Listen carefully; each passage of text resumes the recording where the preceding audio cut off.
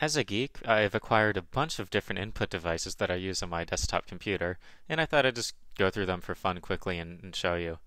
First, I have my trusty Logitech mouse. I got this one several years ago when I was in college. It's wireless, and it uses a laser, so it's very responsive, very fast. There's a newer version out now that is Bluetooth. This uses some other sort of wireless technology. And it's very comfortable as well. It's the most comfortable mouse that I use. It seems to fit my sized hand just about perfectly.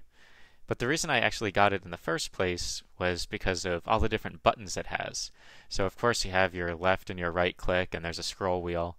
But the scroll wheel can also be used as a third button, and then it also goes left and right, and there's a button above the scroll wheel and below the scroll wheel.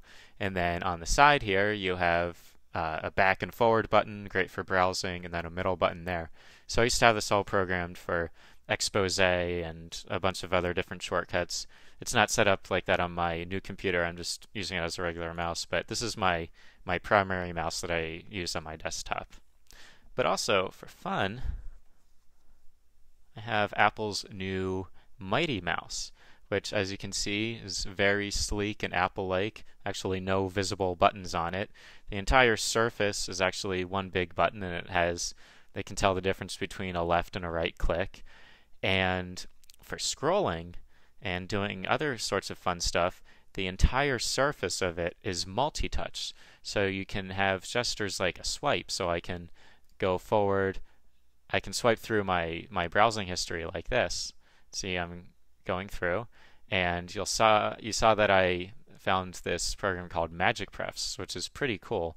Let me actually open it up for you, and this lets you do a lot more with it than you can do with what Apple's default settings have, and it even gives you a real-time feedback of what it's the mouse is detecting. So you can see my two fingers here. I can add a third finger. This is actually my thumb, or I can do a fourth, or I think I got it to work up to 5 at one point. Well, we're doing 4 right now. So that's pretty cool. You can kind of see where the multi-touch area ends down towards the Apple logo, as it won't go past there as my fingers go there. So that's pretty cool. But what I really wanted to show you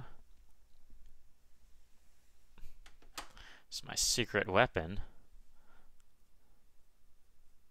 which is a 3D mouse, which you may have never seen before. And first of all, as you can see, it has blue LEDs, and I love any gadget that has a blue LED. But so what can you do with a 3D mouse? Well, let's go into a 3D program, Google Earth. So of course with a regular mouse you can do any direction on a flat plane. You can go up and down and left and right, and you can do that with this as well. So I can go up and I can go down and I can go left and I can go right and I can go diagonal. But what else can you do? Well, you can rotate. I can twist it. I can go like this. And if I want to go up, I can just lift up. If I want to go down, I can just push down. And I can also tilt like this.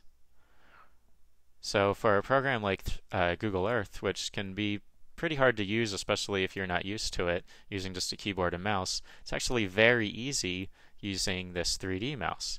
So I can do something like fly in here. This is actually the runway at Telluride, pretend we're coming in for a landing, or maybe we'll just speed over to the town itself, which, is right over here. And let's see what the mountains look like from here.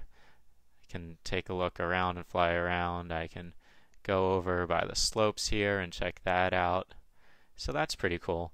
One tip that I would mention if you're using this is head over to the preferences for it, and let me open them up real quick. We're in the Magic Prefs right now, which does not control it.